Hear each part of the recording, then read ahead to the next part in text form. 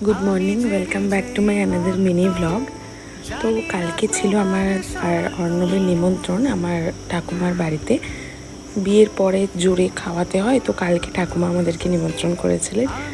তো আমরাও ছিলাম, পিসিরাও ছিল, আমার মাও ছিল। তো গিয়েই দেখলাম পিসি মুড়ি মাখা স্টার্ট করে দিয়েছে। এরকম চপ, মুড়ি, চা, আমাদের বাড়ি এই টাইপের খাবার খেতে একটু বেশি ভালোবাসে সবাই। তারপরে মাও চলে এসেছিলো। তারপরেই ছিল খাবার দাবারের পার্ট। তো আমার সবথেকে প্রিয় খাবার ছিল সেটা হচ্ছে ডাল, পটল ভাজা। পটল ভাজাটা অতটা প্রিয় নয়, কিন্তু ডাল, লেবু, তার সাথে হচ্ছে এই মাছের ডিমের বড়া।